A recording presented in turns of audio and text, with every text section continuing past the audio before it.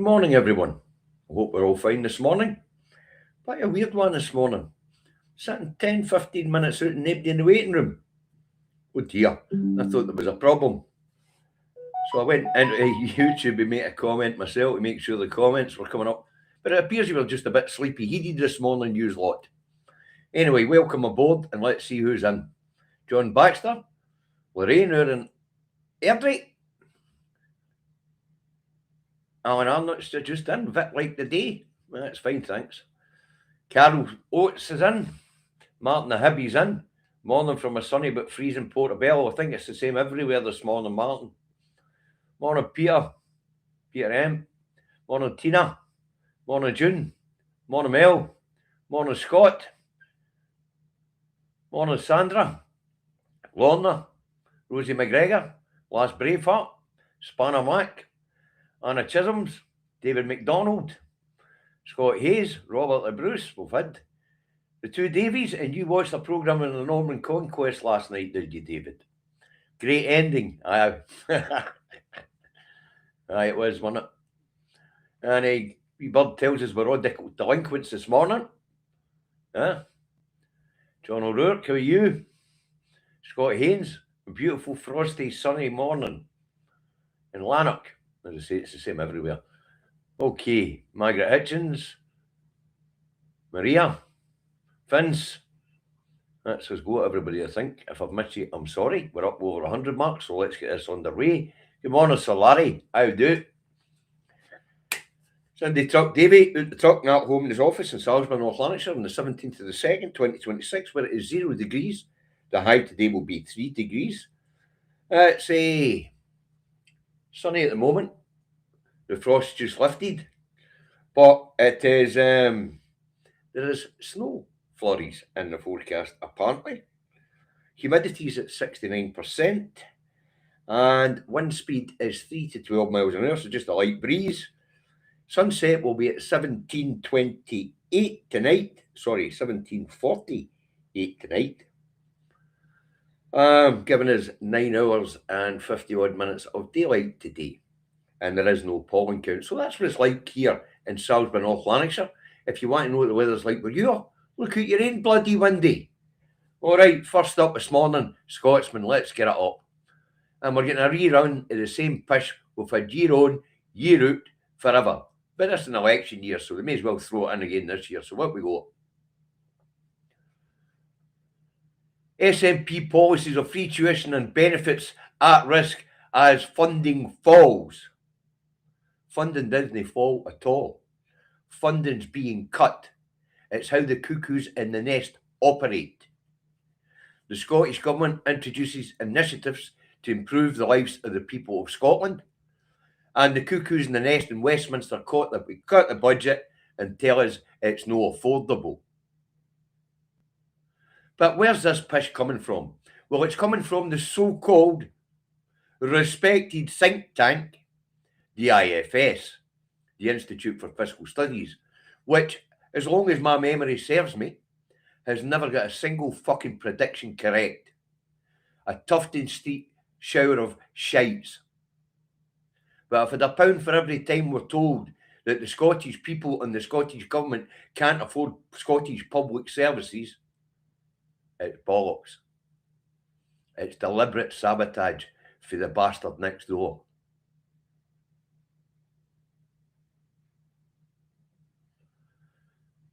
After the Scotsman, we've got the Telegraph, and it's telling us the same pish, that we can't afford our public services.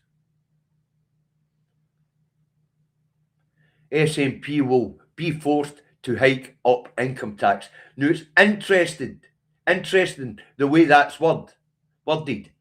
Will be forced to hike up income tax. Of course they will be forced to hike up income tax because the spanner next door in the Treasury is going to cut the fucking budget.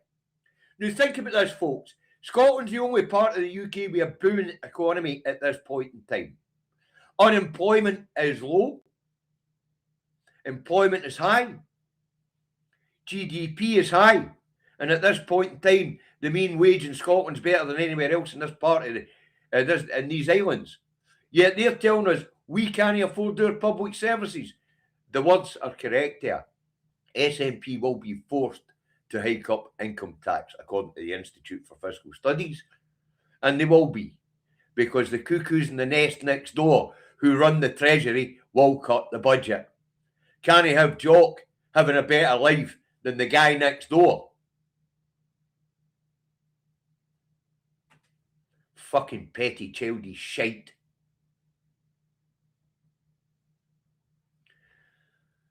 Right. After that, we've got the Scum, and the Scum's on an entertainment story. I don't put it up, but I'll tell you what it says. After Fury at finale, Line of Duty H-bomb, victim, twist in next series. Sorry. Villains, twist in next series. Haven't got a fucking Scooby what that's about, and I don't really care. Let's move on. After the Scum, we'll get the Herald, I believe. What's the Herald got for us this morning? Scottish civil servants rarely at office despite targets. Now, this tells us that since the pandemic, Scottish civil servants have decided they're staying at home to work because they can function from there. The Scottish Government did put in guidelines wanting them in the office a couple of days a week, but apparently it's not happening. Morning, George. Apparently it's not happening. They're doing their work from home. I don't see why they should have to pay for a commute if they can do their work from home. The way work is done has changed. The pandemic changed it. It suited some companies. Others have wanted people back in the office. The civil service, they don't need to go into the office. Right, after the Herald, we have the Daily Fail. What's the Daily Fail got for us today?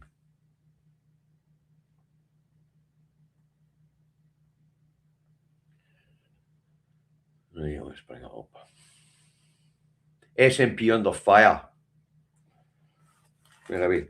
SNP under fire as cash-strapped police forced to write off 22,000 cases and admit they can no longer police all offences or pursue all offences. A surrender to criminals. So, folks, you see how it works. They cut the budget. In the case of the emergency services here in Scotland, they even charge them fucking VAT to the tune of 75 million quid a year. And that undermines their services, and the blame is put squarely on the SNP. So that's how it works. Cuckoos in the nest cut, sitting government takes the blame. Simple as that. Even though Scotland at this point in time is pouring more cash into the union than it ever has, oil, gas, electricity, booming economy, and yet we're told we can't afford our fucking public services. Truth is, of course, we can more than afford all our public services, pensions, a whole fucking lot, if we just stop giving fucking money to the wazzock next door to blow on vanity projects.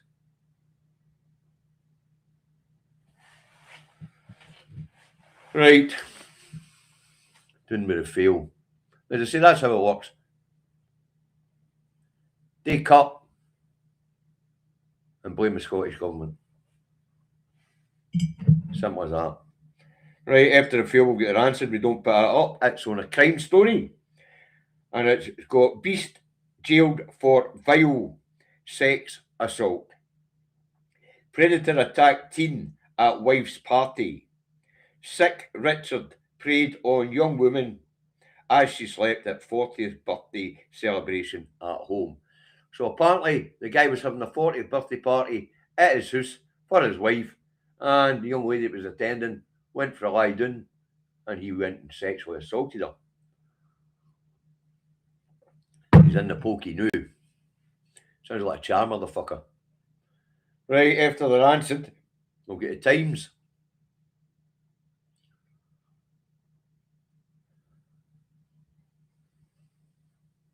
Starmer plans to delay elections abandoned. And this tells us that Reform UK has forced Starmer to abandon or to run these elections. Now that's interesting, especially when we get the next headline. I think it's the next one. They're doing with the Times, up with the Guardian. Now this isn't the main headline I'm going to talk about this one on, but we'll put it up. They're on the same story. And it's anger as PM abandons plans to delay May elections. Now, we spoke about this yesterday when David and I broke this story about Starmer's latest U-turn. The local councils have now got 12 weeks to get elections organised and in place. Of course, they're no chuffed.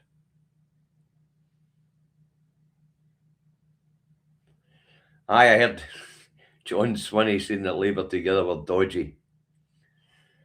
Unions lost their minds. Why? It's true.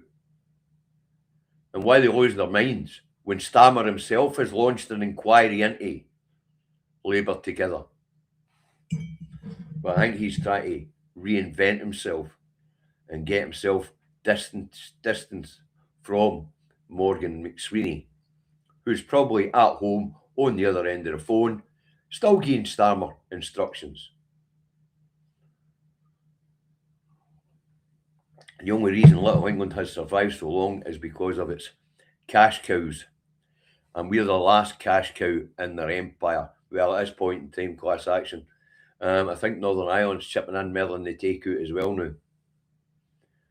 But I would need to check the figures, which I am doing actually for Andy Luke, because him and I are going to cover the third option for Northern Ireland, the one that the people of Northern Ireland are not allowed to talk about, and the one that the politicians of Northern Ireland don't talk about.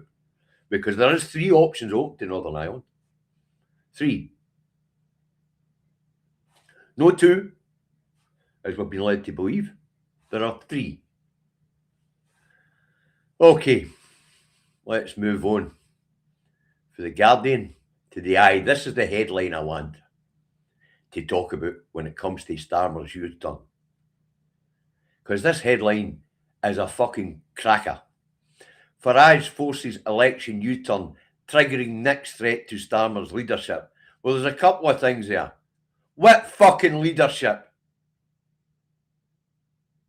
And how is it a man with less than 10 MPs, 8 to be precise, can force a man with 180 or 170 MP majority to do a U-turn?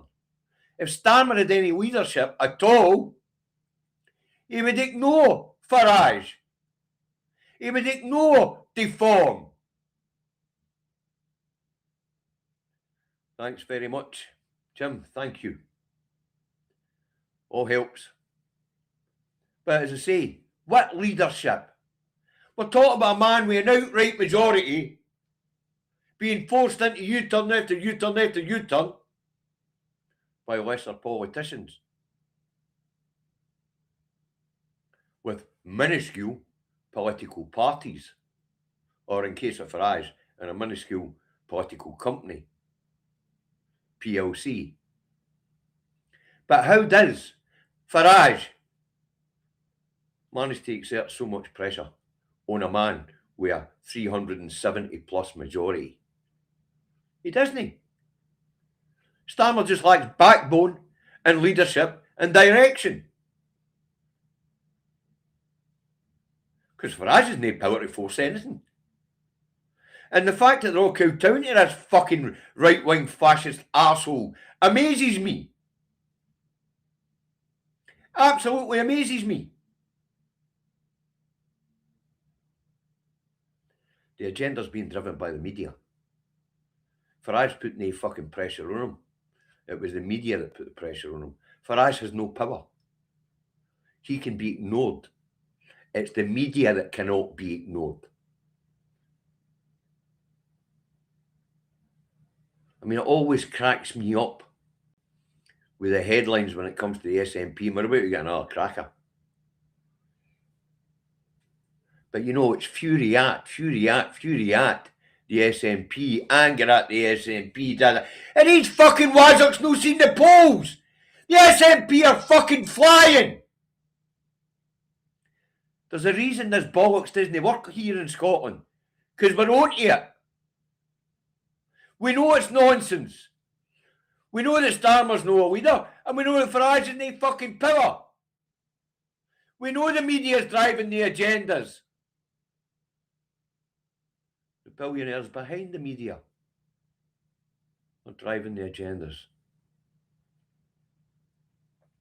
But the truth is, Farage has no power, no influence. Fuck all. Starmer's got 370 fucking MPs. No backbone, no leadership, no direction.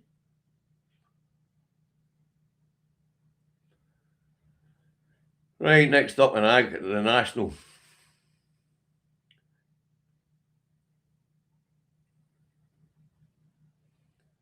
What I want to get to is the Winnie Raggy Express. FMP swipes at dodgy money propping up Labour. Swinney hits out at under fire think tank as SNP call for an independent probe into claims that it spied on journalists.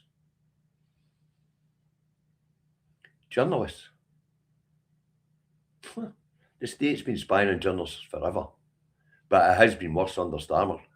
Under Starmer, journalists have been jailed for reporting the truth about what was going on in Gaza. They've been jailed and called terrorist sympathisers for telling the truth.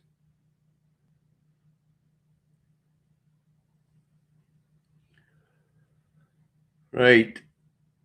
Next up, we've got a Looney Raggedy Express. This one cracks me up.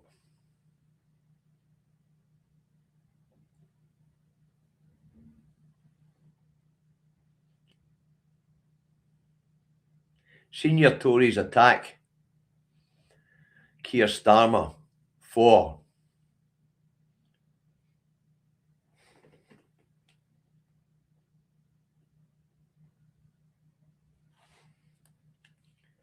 Senior Tories attack Starmer for selling out taxpayers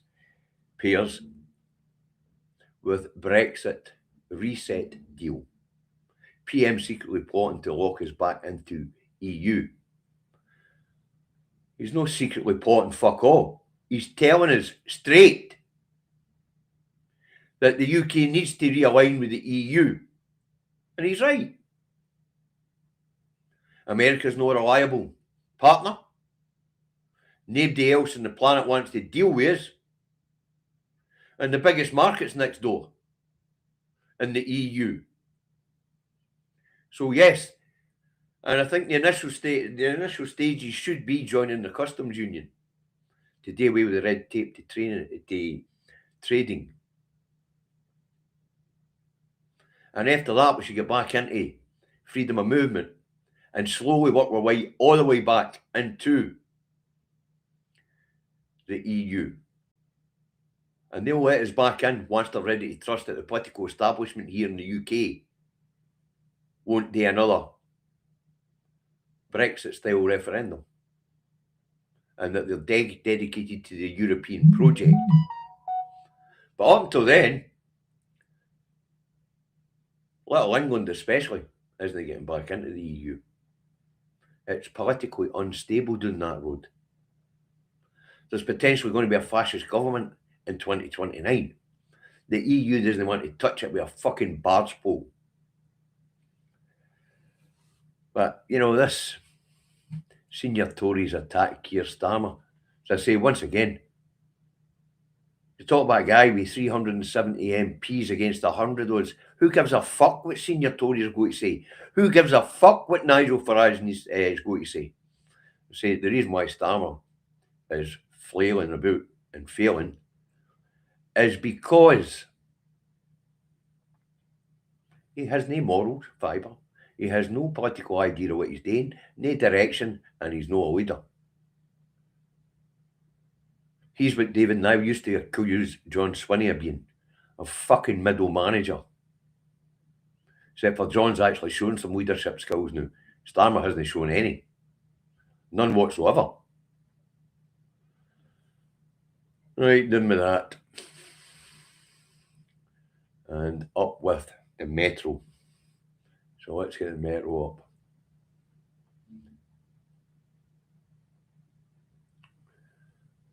And the Metro tells us, after Metro uncovers AI dark side, PM vows to stop the bots. What is it with that mob doing that road with their 3 fucking line slogans? Stop the boats, get Brexit done. Anyway, this tells us that Starmer's thinking about banning under 16s for accessing social media in the summer. As I stated already, this shows you how clueless this guy is. There's an election in 3 years' time.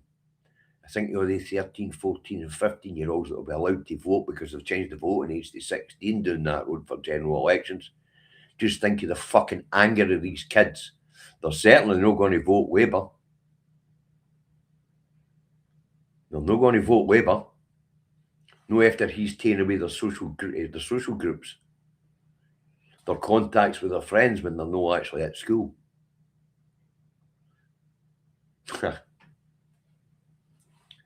It would appear that Starmer hasn't thought this one through. But that doesn't surprise us, because that's what we're talking about. No leadership, no directions, nothing.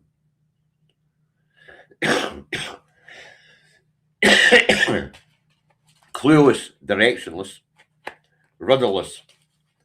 That's Little England at this point in time. And it doesn't look as if it's going to get any better anytime soon. You can replace him tomorrow if you want. It's not going to make any fucking difference. They came to power with no direction, no idea what they were doing. Made a lot of bullshit announcements and have failed in every one of them. Or you turned on the others. And that includes your workers' rights and all that shit.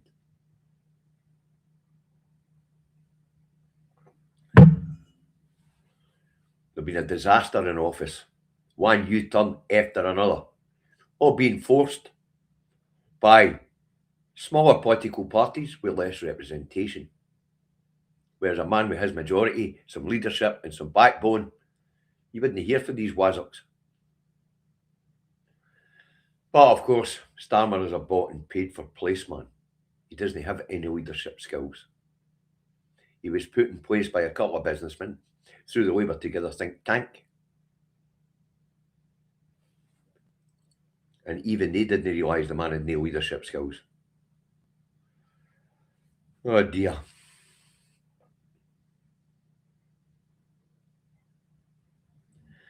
And because the book's done, that tells us we've only got one paper list to look at. And it is on a celebrity story today. And it tells us that tributes to Godfather star Duval, who's died at 95. No, I don't watch film or TV, but I'm old enough to remember this guy, Robert Duval. So he had a good innings, 95. A good career. Couldn't ask for much more in life, could you? But condolences to his family. I know that his family are going to see this wee vlog spot. Right, that's it for this morning. I haven't seen Aki's. I'm waiting on getting back to me. Aki's, if you're there, I plan on dropping down to your house at 12 o'clock. I've sent you a message on WhatsApp. Right. Look after yourselves, folks. And we'll see you all tomorrow morning, 10:30. Don't be late. You'll be on the naughty step. Remember, eyes on the prize. The prize, SNP majority, 2026 election in May. Bye for